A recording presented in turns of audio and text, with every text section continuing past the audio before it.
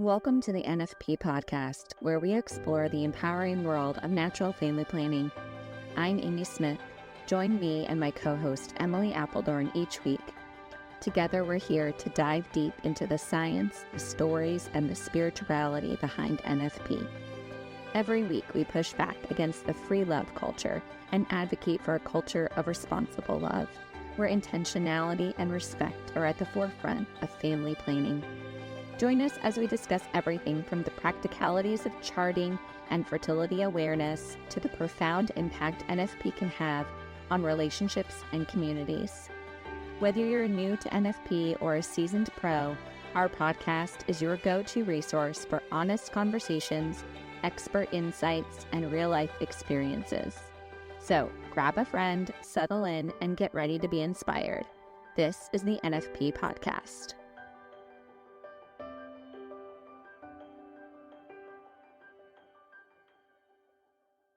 Dr. Marguerite Duane, a board-certified family physician, is co-founder and executive director of Facts About Fertility, an organization dedicated to educating medical professionals and students about the science supporting fertility awareness-based methods and restorative reproductive medicine. She serves as an adjunct associate professor at Georgetown and associate professor of restorative reproductive medicine and the director of the Center for Fertility Awareness-Based Education and Research at Duquesne University's College of Osteopathic Medicine. Dr. Duane cares for patients via her direct primary care house call-based practice, MD for Life. She has served on the board of the American Academy of Family Physicians and the Family Medicine Education Consortium.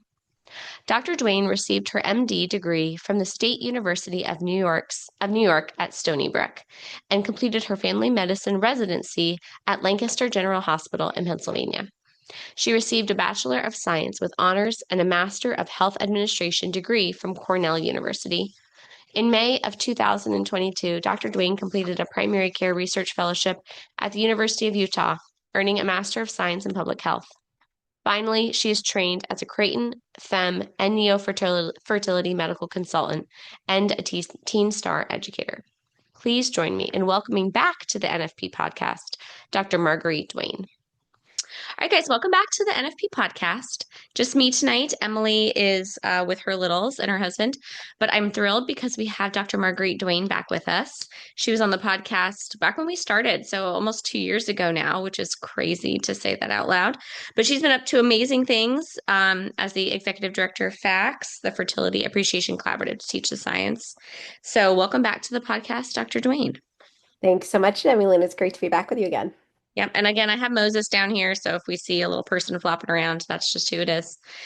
He's been our guest on the podcast the last couple of weeks. So, all right. So Marguerite, let's start with the amazingness that was the HHS Women's Health Conference. And I was on Instagram and I nearly peed myself. I was so excited. I was like, someone is talking about cervical fluid at HHS. That's amazing. And so of course I shared it on Instagram. And so tell our listeners, what is the HHS Women's Health Conference that you were at? Yeah, just kind of give us the lowdown. Sure. Yeah. So HHS held their inaugural Women's Health Conference in March of this year, which was super exciting. I first learned about it actually back in the fall when they put out a call for submissions. And I thought to myself, and one of the topic areas was on the cycle as a vital sign. And I'm like, oh my goodness, FACTS does a webinar called The Female Cycle as the Vital Sign, as the fifth vital sign. So I thought I should definitely submit to present something. So I did, and then didn't hear back, and which was a little bit disappointing. And then in the earlier part of the year, January, February, they put out a call out for posters. So I decided to submit to present a poster looking at the data from my own medical practice, MD for Life, and the care that we have provided to women dealing with infertility and recurrent miscarriage in our success rates with that. So, and then about a month later, I did hear that the poster was accepted. I was really excited, and I followed up, and I'm like, but what about the oral submissions? And they said, oh, we're going to get back to people on that. And this was the end of February. And I'm thinking the conference is in 2 weeks. When are you getting back to people? But I heard about a week later that they wanted me to participate on a panel addressing common causes of infertility, which was super exciting. So The conference itself was a 2-day conference. It started off with the poster sessions, and then I got to participate in a panel on Thursday afternoon. It was moderated by Alexis Ray, Alexis Joel, who is the wife of Billy Joel. So that was kind of cool. And it featured her OBGYN, who is a preeminent OBGYN in New York, who cares for lots of people with endometriosis. In fact, I think he was one of the co-founders of the National Endometriosis Foundation. And there were a couple of other female physicians as well, including Dr. Andrea Salcedo, who's from California, and a physician who works with Carrot, which addresses infertility. So it was a really neat experience to be able to sit on a main stage in front of nearly 1,000 people and highlight how cervical fluid is the elixir of life, and how when women track their cervical fluid and their other biomarkers, their cycle chart really does serve as a daily diary of their hormonal health, as a vital sign of health. So it was quite the experience. So amazing. It's still like mind blowing to me. I mean, you've been in this world longer than I have, but and I've only been in for what, like 10 years, a little over 10 years now. And if you told me 10 years ago, like, oh, HHS is going to want to listen to people talk about charting the cycle and cervical fluid and how it can be this big tool to unlocking women's health issues, I would have been like, there's no way. There is no Right. way because they don't care about that stuff because it's all pharmaceutical driven and they just want to push and make money and they don't make money off of, women charting their cycles. So anyway, amazing, Marguerite, like Yeah. so amazing. Oh my And gosh, that's I just so think awesome. I think a lot of the credit goes to Dr. Dorothy Fink, who is the director on the Office of Women's Health at HHS. She's an endocrinologist by training. And so as a result, she really recognizes the importance of hormonal health. And what was equally as amazing about this conference, not only the opportunity to talk about the female cycle as if it's vital sign, the importance of tracking biomarkers, the need for more doctors, more medical professionals, more students to learn about the role of the female cycle and the work that we do at Facts About Fertility. But what was so neat was it really covered a breadth of women's health issues. Like we talked about mental health and the cycle. There was a presentation on menopause. There was presentations on heart health. There's presentation on Lyme disease and other autoimmune conditions that predominantly affect women. So it really covered a breadth of topics that address women's health, which I thought was really interesting and encouraging to see that women's health was approached from a much broader lens. But do you know what was not talked about at all at this conference, this 2-day conference on women's health hosted by HHS? Guess which topics were not covered? Birth control and abortion, which I Wow, thought that's was shocking. phenomenal because for so long, our culture pushes that women's health equals more birth control, more More abortion. And abortions, right? those topics weren't even address. They truly did look at, you know, real issues that affect, the broader population of women from, puberty through postmenopausal. And I think they did so in a very detailed, well thought out, evidence-based approach, really gathering a diverse group of professionals and experts in the field, which was just, again, really encouraging. There were over 1,000 people there. And the poster presentations on Wednesday, they were phenomenal. Like I said, I had the opportunity to present a poster, which I can go into the details in more depth, but my colleague Dr. Salcedo, who I was on the panel with, presented. There were posters there from FEM. Dr. Joe Stanford and some of his colleagues from University of Utah had posters, but there were probably close to 100 well-developed research posters that women and professionals could learn about a variety of topics related to women's health. So it was again just a very well done conference, and I think kudos really goes to Dr. Dorothy Fink, who again as an endocrinologist really understands the importance of hormonal health. So it was really a pleasure and a privilege and an honor to be asked to participate on that. Yeah, that is so cool. So what was the goal of the conference? Just to be one where people gather and share, their research and information. It was for, do people get CEUs? Was it educational in nature? Or was it, more like, let's get this message out to the public? And are there next steps after that, with the Yeah. follow-up?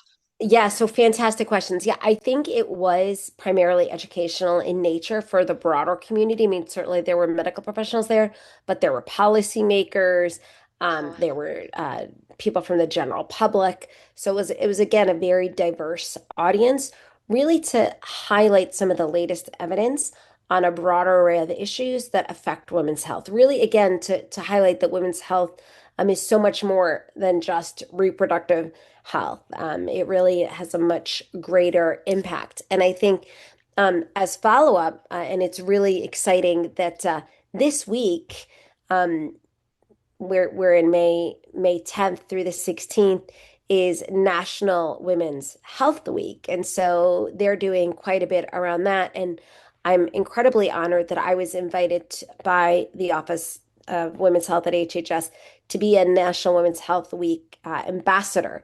So the theme is prevention, innovation, and impact, a new era in women's health.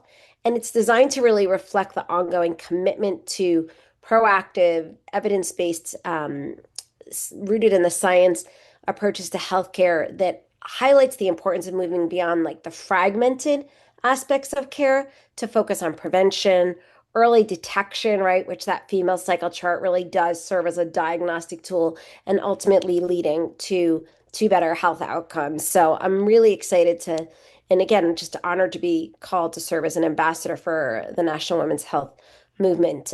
Again, just really to broaden people's understanding and awareness that women's health is so much more than just our reproductive health and impacts mental health, heart health, bone health, etc. Well, and really those are all, intertwined, right? Because we Yep. know the cycle, if it's functioning as it should, well, then our hormones are going to be healthy, and then our brain health and our bone health and our heart health will all be positively impacted too. I'm curious, Yeah. did they have anything or was anyone there to speak to, adolescent? Because you said one of the goals is prevention, and we talk a lot on this podcast about how getting our young girls to chart their cycle will help, stay off a lot of issues later down the line in their reproductive years and therefore in their heart health and bone health and brain health years because they're going to be having healthy ovulatory cycles and how the charting their cycle can help as a diagnostics tool so they're not using a quick means of like the birth control pill to just suppress whatever symptoms they're having. So was anyone there to speak to the adolescent population? Not specifically, which is unfortunate, but I will say a few weeks later, FACS hosted our annual in-person conference, and we had Katie Vidmar, who's with Elevate and the Body Literacy Project. She did a whole session on body literacy, and then Dr. Mike Manhart, who serves on our Facts About Fertility board and as the scientific advisor for Couple League, he actually gave a fantastic talk on the effect of hormonal contraceptives on girls' bone health and the real potential risks associated with that. And personally, through my work at Duquesne University, where I serve as the director for the Center for Fertility Awareness, Education, and Research, we recently received a grant last fall to develop a program called the ABLE Project, which stands for Advancing Body Literacy Education. And through that project, I've been working with Katie Vidmar. We've developed a program to train medical students to teach adolescents basic body literacy education. So later this week and next week, I'll be joined by my colleague, Dr. Tucker Brown, at a local middle school to teach girls basic body literacy, as well as to teach boys about how they are men in the making and the hormonal changes that their body is going through. That being said, I do think HHS is aware of the importance of addressing body literacy, and I'm hopeful to see more happening in that avenue in the very near future. Well, and it's not to say anything negative about HHS. That conference is amazing. It's hard to cover every Yeah, single gamut of, women's health. That's such a broad thing. So just that they even had the conference and had such great topics in general is a win. And we've had yeah, Katie Vittmar on the podcast. I think maybe you even connected us or you had yeah, mentioned her probably. as She's someone else. fantastic. So link She's back to that fantastic. episode. Yeah, I will. I'm going to link back to that episode because she is fantastic and has done amazing work. So please go check But that to one your out too. point about there being so much to cover on this topic, I mean, absolutely. It's funny because again, we just finished up our in-person FACS conference and we're already planning for our FACS virtual conference on November 20th and 21st and already filling in the speakers there because there's so much information that needs to be, conveyed and transmitted. And so it is encouraging to see, again, HHS making the effort and taking the initiative to host this conference.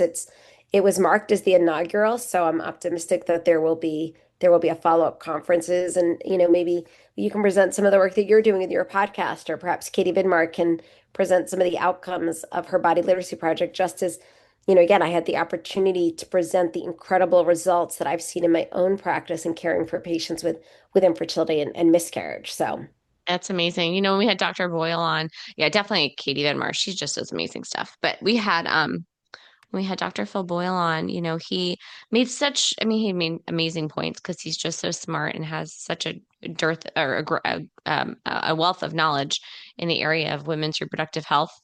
But he said something about, just treating the cycle without using a chart as being almost a form of malpractice in his mind. mhm, And I thought, wow, it's a bold statement, but also makes a lot of sense. It's kind of like you're treating something blindly, And mhm. it wasn't until I started working with you, Marguerite, way back when at FACS, that I got the insight into what doctors are learning in medical school, and then started to Or develop not a sense. learning.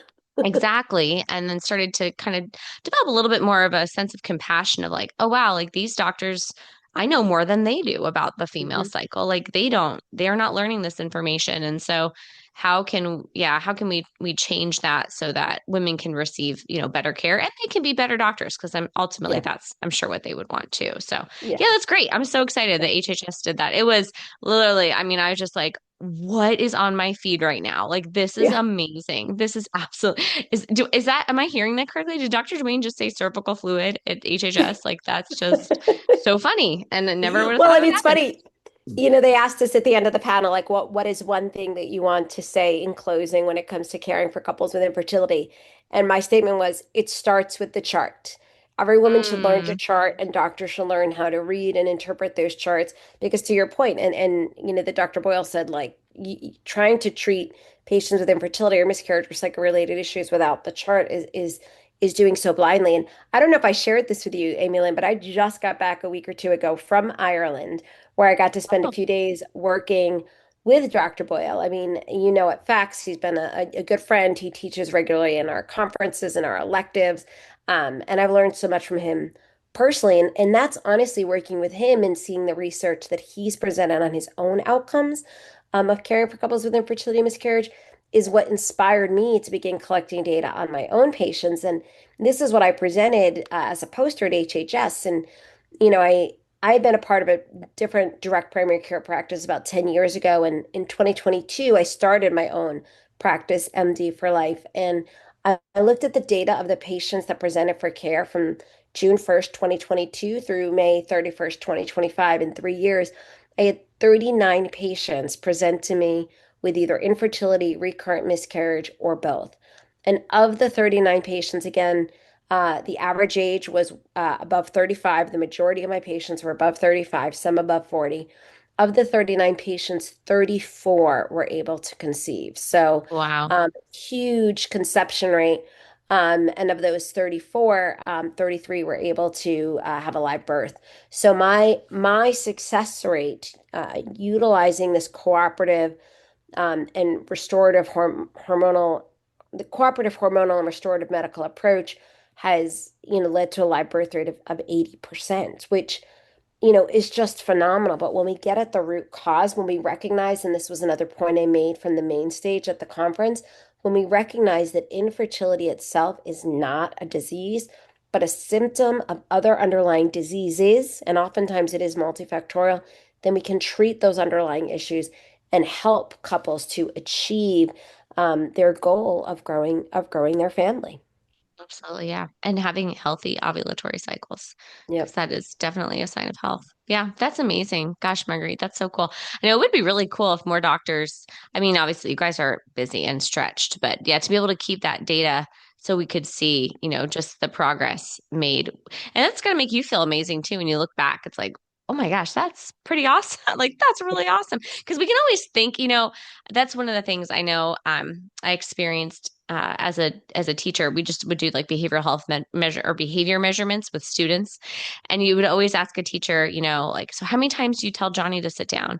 Oh, I must tell him like 100 times a day, and then they actually track how many times they tell Johnny to sit down. It's only like six, but it feels like it's a lot because you're busy with all this other stuff, and then the reverse is also true for positive things. You feel like you only do this so many times, or your success rate is only this, and then you actually take the numbers and you realize, oh my gosh, this is amazing. This is better than IVF.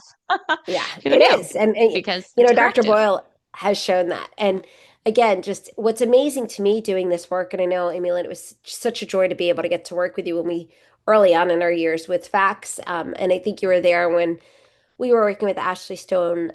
She's now Dr. Ashley Stone Womack. She was the student on our executive team early on, started working with her more than 15 years ago.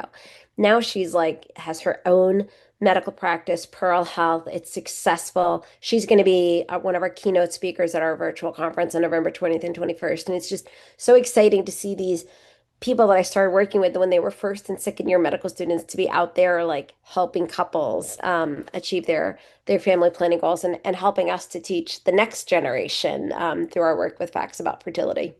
That's amazing. It also must feel amazing that you have not aged since she was with you 15 years ago. Well, I did just I, have a birthday, so I did pick up another year. I keep thinking about that sometimes when I'm interacting with people and I'm like, oh, I knew you 10 years ago. I'm like, well, I see that you've gotten older, but I don't think I've gotten that much older. At least in my mind, I don't feel like I've aged that much. Well, I anyway, know. yeah, you're doing just such great work. That's all just so exciting. Very, very Yeah. exciting. Well, I Um, just have to say, you are doing amazing work running this podcast with a baby in oh, arms. And just, we're I having fun. Oh, remember, I learned from the meeting you. best. You're one of the best. You can nurse and do lots of things. So I think you just do what you got to do. So Yep. Yep. utilizing breastfeeding is one of the tricks of the trade. I actually saw a really funny meme. That's a funny side note. This woman had a funny reel on Instagram about breastfeeding, and she's like, I don't know what people do if you can't, like, if you can't breastfeed, that's the sad thing, right? But if you're not breastfeeding, she's like, I literally don't know what I would do. It's my solution to everything. She's like, he Yep. trips, we nurse. He's sad, we nurse. He's hungry, we nurse. He's happy, we nurse. We're just nursing all the time. And I started laughing. I was like, it's true. Because I remember with the twins, I stopped nursing them exclusively at 4 months, and then we would nurse and have some formula. And then when they got out of nursing at one, because they nursed Max till he was two, when he stopped nursing the twins at one, just because they kind of stopped, we just kind of stopped.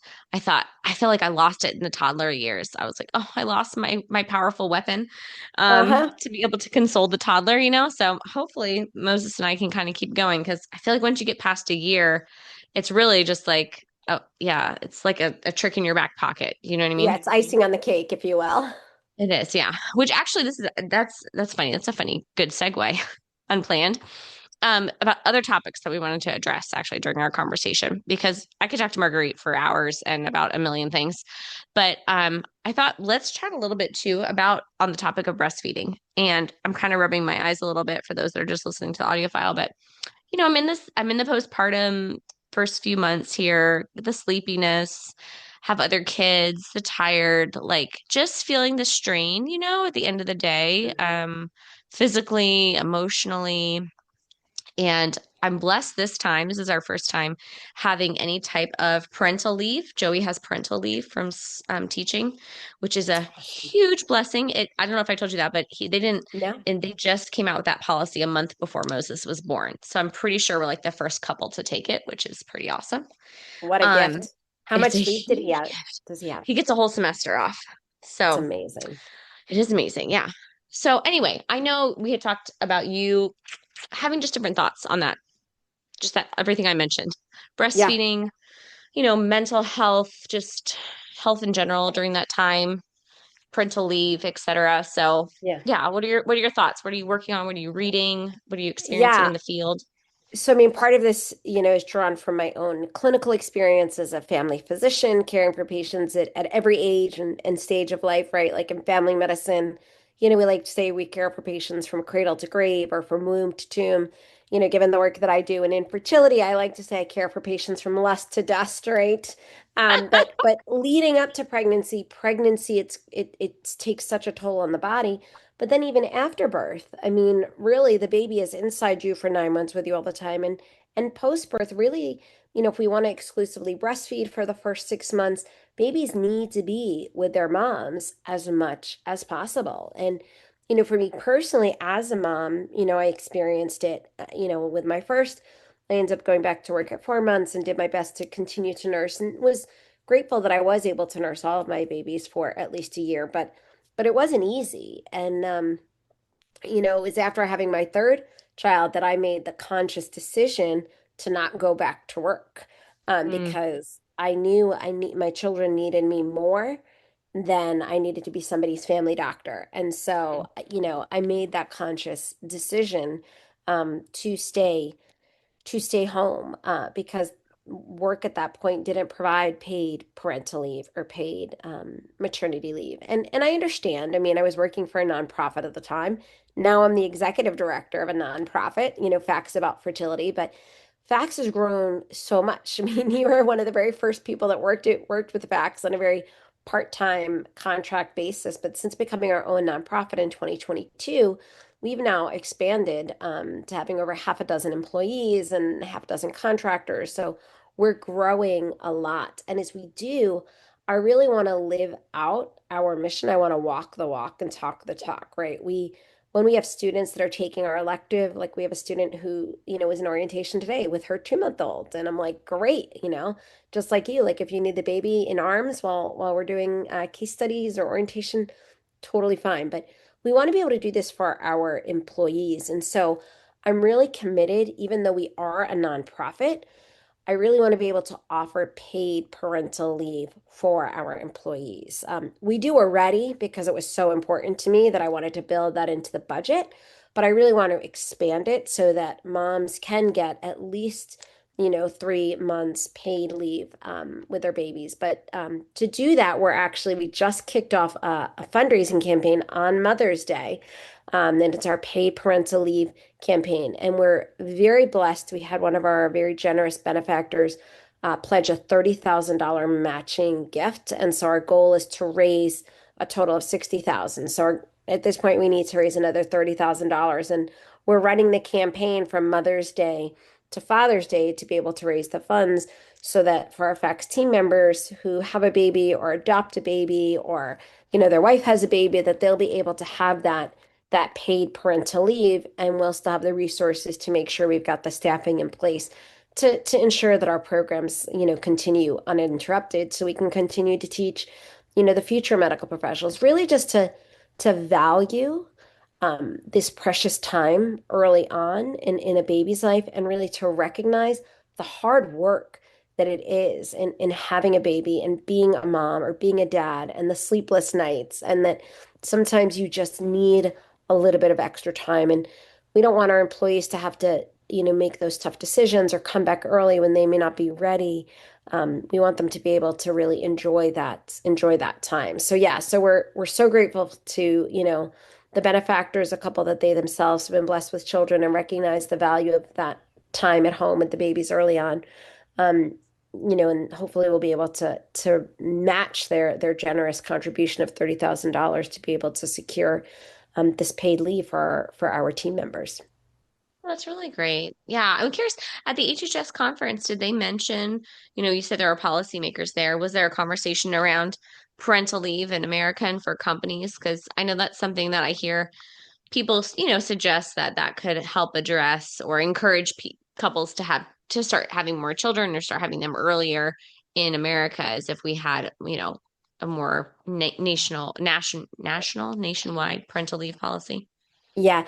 No, actually, unfortunately, it wasn't addressed. And you raise a really important point because it is a major issue in the United States. Well, in the United States, there is the FMLA or Family Medical Leave Act, which for businesses that have 50 or more employees, like people are guaranteed 12 weeks of unpaid leave and they won't lose their job. For a lot of people, they can't afford to not get a paycheck for 3 months. And I think to your point, this does push people to delay childbearing, until they're older, which then runs the risk of increased rates of infertility and increased risk of miscarriage. I mean, I tell people all the time, and we can have a whole other podcast on the topic of reproductive life planning, right? When people are thinking about what they want their family to look like when they grow up, just like when you think about what you want to do when you grow up. When it comes to reproductive life planning, we're not really good about communicating to the next generation that one of the biggest risk factors for having difficulties in having a family is age. And so we really should be doing more to support people in their 20s, when people are at their most fertile, and frankly, like when you've got the energy to handle like the sleepless nights with newborns.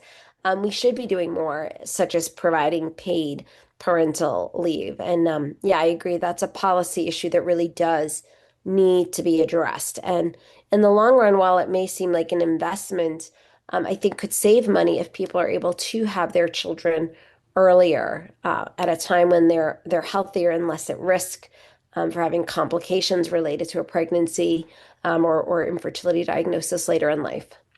It would be interesting too if companies, especially large companies, you know, gave their, especially, well, their female employees mainly, right? Because we're the ones that are feeding our infants usually, is the option for at least for the first, 6 months, within that first 6 month time frame, of bringing them to work in some capacity. Hmm. Because I don't know, I remember actually working for you and having Max, and I remember you saying like, take whatever time you need. It's just like flexibility was endless with you, which I always appreciated. But I actually found those early months to be so easy to work Yeah. because he just nursed and I put him in the carrier and he slept. I mean, I could get hours of work done. Granted, I was a little tired, but I only had him too. So it's not like I could nap or whatever I needed.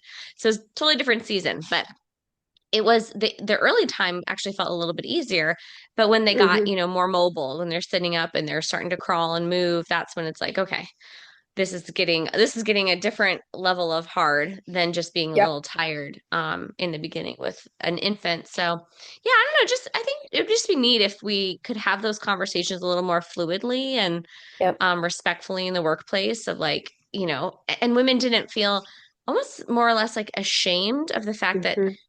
as a female, you're contributing, and, you also have skills to contribute to this company and this organization, and your body can grow and feed life, like grow and sustain a human life. That's pretty amazing.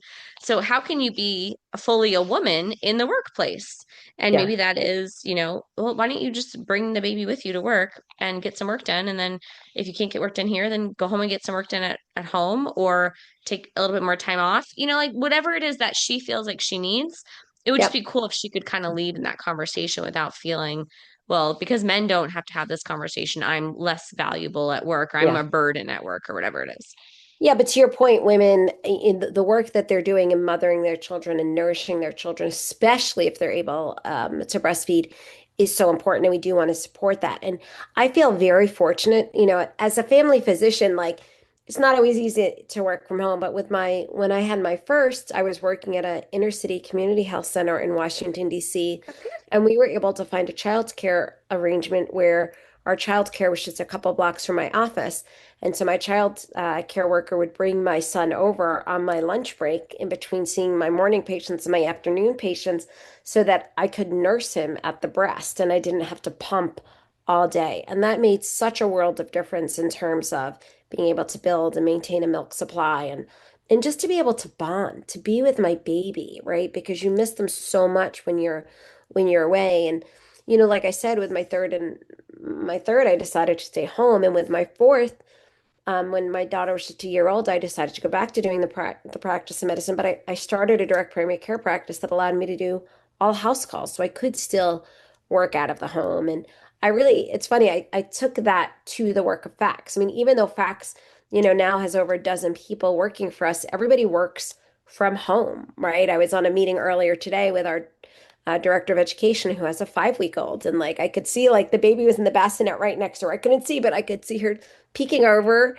just every few minutes, just checking in if she heard a peep or whatnot. And just to be able to be there with your baby, I think is such a valuable experience. And I agree. I think we do need to do more as a society in terms of providing that flexibility and recognizing, the value that women bring, not only in the workplace, but most importantly in the home, and really encouraging and supporting them. So I know you got to work with Janet when you were with us, who's our student coordinator. She's been with FACS since 2018, and she's now about ready to have her third baby in the time since she's been with us, and she stays with us because of the fact that we've provided an environment that's very welcoming to new moms. But I mean, again, we're facts about fertility. I feel like we really need to live out our mission and be supportive of people, and really modeling that for future medical professionals to say, hey, what can we do to support more people to do the most important work, which is giving birth to and raising the next generation. Hands down, I love my work as a doctor, and I have no doubt that I've impacted the lives of many patients. But the greatest impact that I have had and will have on this world is, through the 4 children that I have been blessed to have given birth to and raise. And so I really want to ensure that the people that work with me, that they have that opportunity. Yeah, it's a really amazing goal. At the HHS conference, was breastfeeding one of the topics?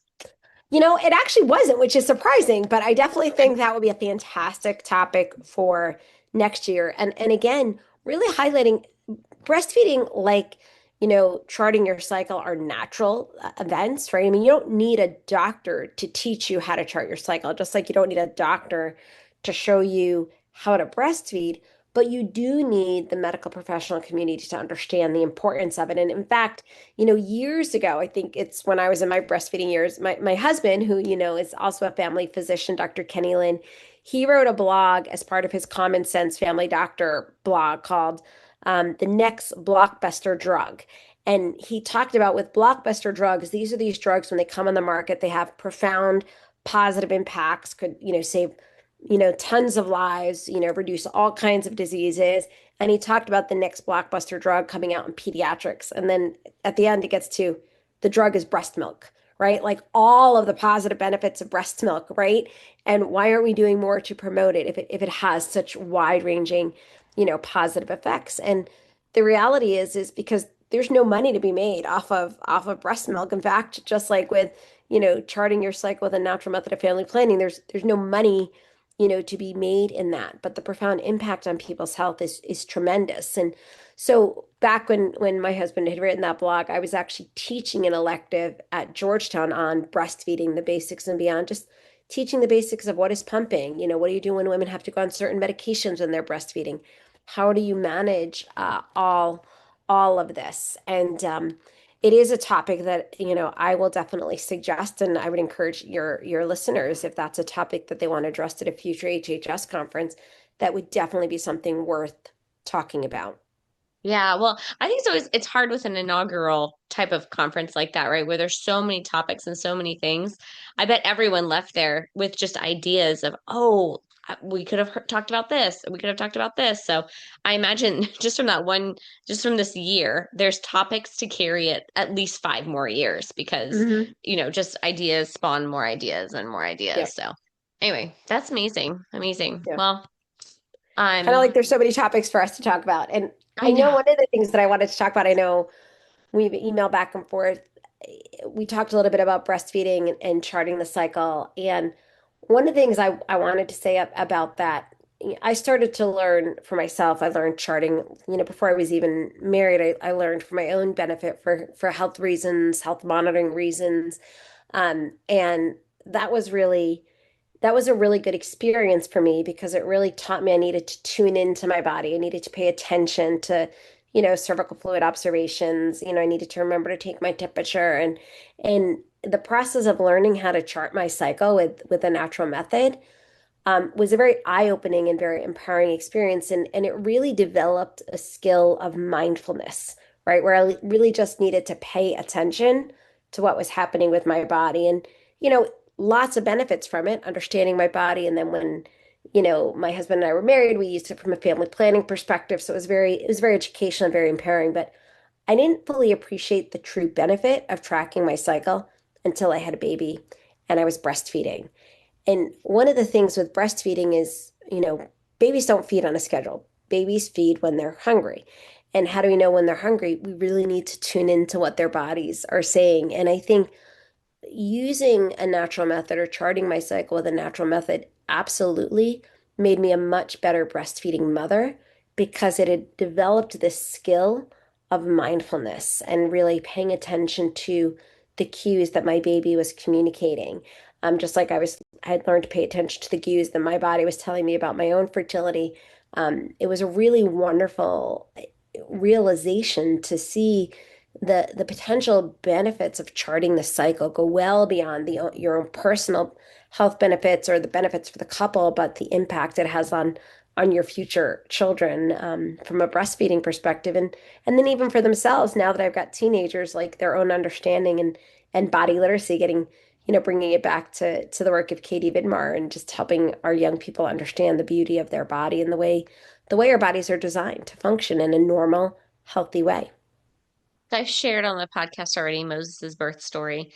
And one of the things we did with him that I did with my oldest was self-latching. So after Mhm. baby's born, he's put on my chest, and then we just wait. It's not even like a few minutes. I think Moses was even faster, but put on my chest. And then they start to hobble their way down to the breast to latch on to nurse. Mhm. And I remember Joey and I saw it, a video of it being done at our birth class with our oldest, with Max.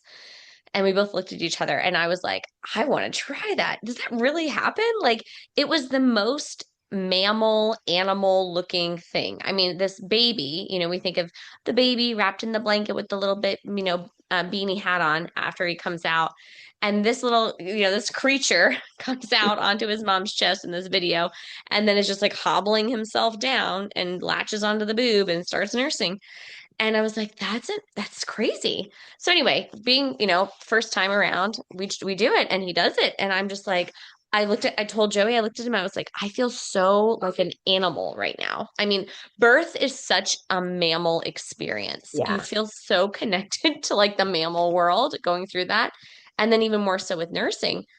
And I remember with Max, this is relates to what you're talking about with mindfulness, Marguerite, is like with Max, I feel like this guy's so much easier. It could be because I'm coming off Mhm. having twins and that I recognize that. But also he's my fourth, and I just can read him better than I could with my first. I just didn't know. Like, what does that noise mean? Does that mean he's hungry Mhm. again? Does that mean he's tired? What, I'm tired, I'm hungry. Like, you just don't even know what the heck is going on with your first. And so I'm so curious of like if I was more attuned to all of that, would it have been an easier transition to having a baby? Because with this guy now, he'll make a noise and I just know like, oh, he's tired. Mhm. He's ready for a nap. I put him in the carrier, he falls right asleep. Or, Yep. it's time for bed. We need to get to bed.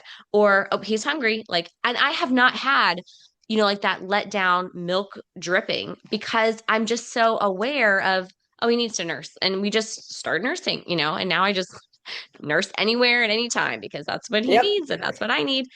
And it's just so nice. It's almost like to encourage, women. I'm kind of encouraging myself too, is like keep being a new mom, like keep having babies until you get to this point because it's such a cool feeling to just know, like to just Yep. know what's happening with your body and with this human being. Like we are very much a pair, and it makes actually our daily life so much easier because Joey can take Mhm. the other kids in a way. The other kids are a little harder because they're independent of me. They don't need me to nurse them anymore. They don't need me to dress them or wipe their butts. But this guy needs me for everything, and it's just so much easier. I feel like he's almost like an appendage, in Yep. some sense. So I agree. I think that there's so many benefits of knowing your body, but then how that can transmit to knowing know someone else's body, like your baby's body, which again makes sense to me biologically and physiologically because he grew in my body.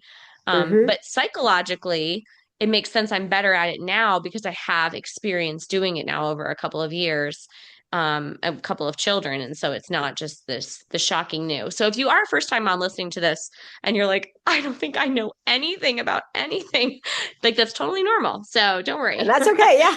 That's okay. It's so I always think about, for you it's a little bit harder to speak to, right? Because you went from one to three in Right. terms of having twins, but like I went from one to two, and I remember thinking like that was hands down the hardest transition. And it wasn't because my second child was a difficult child in any way, shape, or form. I mean, her name is Eden, like the Garden of Eden, because I tell people she's like my little piece of paradise here on earth. So she was an amazing baby, but I think going from one to two was so hard because, you expect the first one to be hard because you don't know anything and everything's brand new. And so the expectation is like, this is going to be really challenging.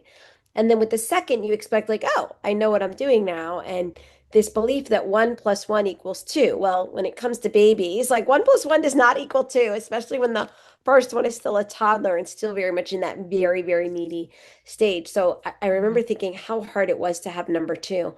And then I had number three.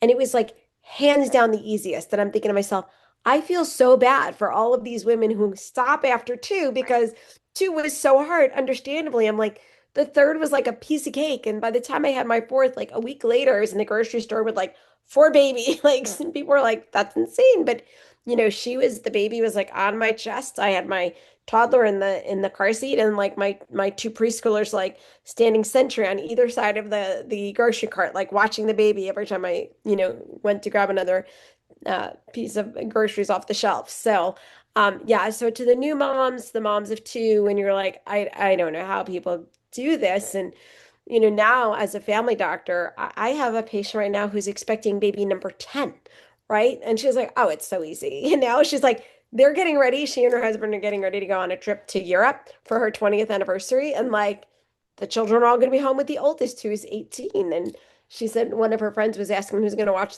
the children. She's like, you do realize I have teenagers, right? So it does seem so hard, especially in those early years, in those first few years. But let me tell you, it is so worth it. And my only regret in life is that I wish that I had had more children. Mhm. Like I came from a bigger family. I recognize and I fully appreciate how blessed I am to have had the four children that I did, in part because I got married later in life. I started later in life. Like my last two children were born after the age of 40. So I'm Mhm. grateful that I was able to even have four. But Mhm. that's the only regret is I wish that I would have had more children because I realized like it gets way easier like after the Mhm. second. Like it just, Mhm. and I'm glad to see you're experiencing that now with your baby, Amy Lynn. Yeah, I'm super grateful too. And I think, I don't know, I've talked to a bunch of women and I know everyone has, but it seems like there's a number for everybody, where they reach that number and it's just like something switches and it's like, I could totally like just keep them coming at this point. Like this is Mm-hmm. just, you're in the groove. Again, everyone, this is just normal life. And then this is fun, Marguerite, because I remember Joey and I watched this in other families with multiple children. It's fun to watch my kids enjoy him. Mm-hmm. That's so cool. Like that is just so cool. It is hands down been the best part of having him has been that experience of seeing how much joy they get out of having him around. And it's amazing to have a 9-year-old son who loves him and like wants to pick him up and change his diaper and hold him for me and help. I'm like, this is amazing. This is amazing. Mm-hmm. You can have siblings that help with the babies. This is And great you're too. training him to be a father in the future, right? I mean, Right. like the Yeah. skills that he's building. And yeah, I Right. remember thinking that when I had my third, that, the best gift I could give my children is the gift of a sibling because all of a sudden it makes them less self-centered and more other focused. And really Right. like we have to be quiet because the baby's sleeping. Oh, mom is nursing, so let me get mom water, right? Like Right. they think of other people outside of Yes. themselves. And Yes. they do really learn like what is it like to have a baby. So babies don't become Yes. scary. I encounter so many people that they didn't have younger siblings, and the thought of having a baby is like terrifying because like what do I do? And I'm like, what do you mean? What do you do? Like, Yes. but for Yes. people, if they didn't have lots of younger siblings, they may not have had that experience. So you're really giving your boys such a great gift and giving them, a baby brother that they can learn to love and care for. Right. Yeah, that altruism, thinking outside of yourself. And it's so funny because I think in our culture sometimes you'll hear a narrative that that's something bad to do is to have your siblings help other siblings. Which to be fair, my kids aren't parenting the other kids. Like no one's the parents but us. But to be helpful in a family, I would think that's something that everyone would want. And thinking of a future spouse, I would want my spouse to come from a family where he was helpful. And that was like the way the culture was in that family. Like, no, we all work together. That nothing's solely on mom and dad, other than the fact that they are the mom and dad. But we all can pitch in here. We all help each other. And love begins at home, you know? So if we can't Mhm. love the people we're with all the time, which can sometimes be the hardest people to love, you know, then it's really no glory in loving the stranger across the street. That's pretty easy to put a smile on and be kind to someone you don't live with and you don't see their faults all the time and they don't see your faults all the time. So anyway, yeah, the domestic church, the school of love of the family it's quite a powerful thing. So I know I'm I have really, to say, I just really love grateful for that it. statement. Love begins at home. That's so, so Does. beautiful. Yeah.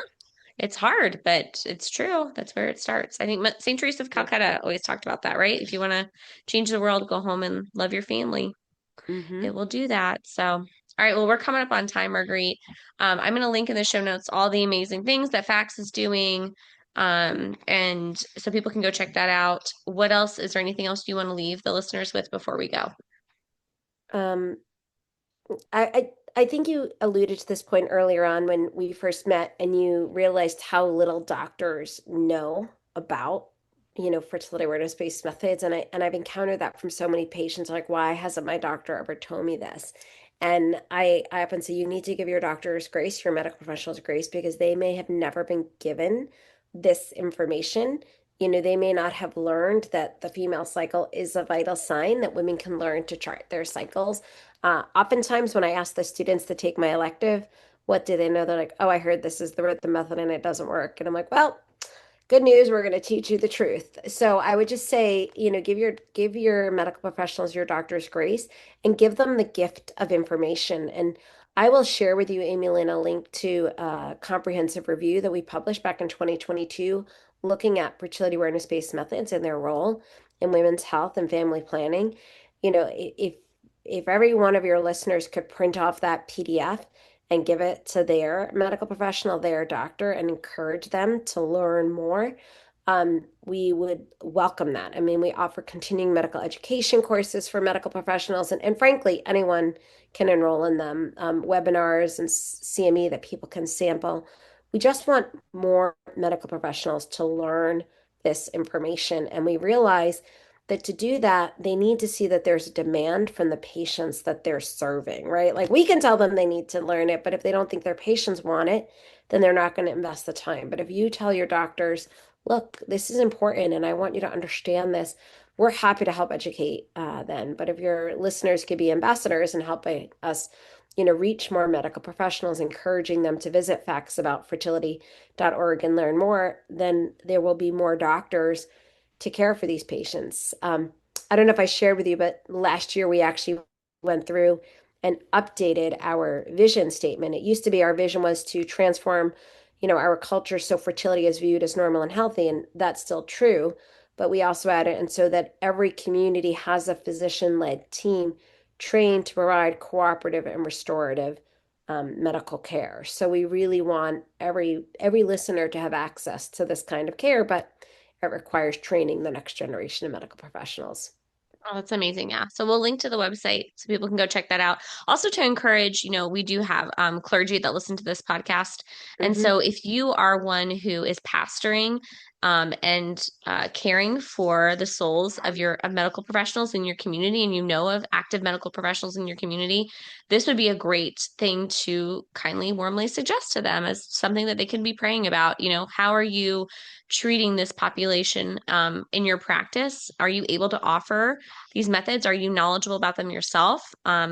And even, if clergy were interested in sitting in on some of the webinars that FACS offers, Absolutely. I know that's totally acceptable as well, because the more information you know, then again, you can share that because those, that demographic of those in ministry and in pastoral care, they reach people from all walks of life. And so they would also be a really great resources for people who can share the good news and the facts about fertility so that more Yes. people can be educated. So And Yeah. Amy Lynn, I'm always happy to communicate directly with medical professionals. So if any reach out to you, you're always welcome to share my contact information so we Oh, can yes. communicate with them. And yeah, to the pastoral community, we regularly have given talks in various dioceses, and our webinars are a really great place to start. In particular, the Facts About Fertility Explained webinars is ideal. Absolutely, yeah. And FACS is not faith or religious affiliated at all. It's obviously just in line with, church, as in our case, right? The Catholic Church teaching on natural family planning. And so if couples are looking for NFP classes and more resources, I'm always suggesting, you guys know, on the podcast, I always link FACS as a website to go learn more and get more information because Marguerite's done all the work for me. So all I have to do is add a link. So I appreciate it. But you helped um, with a lot of the work early on, Amy Lynn, when you worked with us at Facts, and we're so grateful to you for that. I'm glad I got to be a part of it. You're doing great work, Marguerite. Thank you. Okay, well, that's it. Thank you so much for your time, Dr. Duane. Everyone, check out the show notes, share all the good stuff she's talking about, and definitely keep us abreast of more HHS developments in the next year. Maybe we can have you on a year from now when you go back there and do more amazing work and share more amazing things. So this movement can just keep going forward. Thank you for your time. You're welcome. Thank you. Have a good night.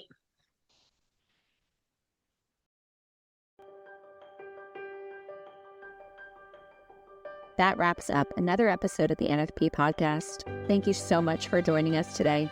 We hope you found our discussion enlightening and empowering. Don't forget to subscribe so you never miss an episode. We'd love to hear from you. Please connect with us by sending us an email with your questions and stories to thenfpshow@gmail.com. We'll be back next week with more insights, tips, and heartfelt conversations about natural family planning. Until then, love responsibly.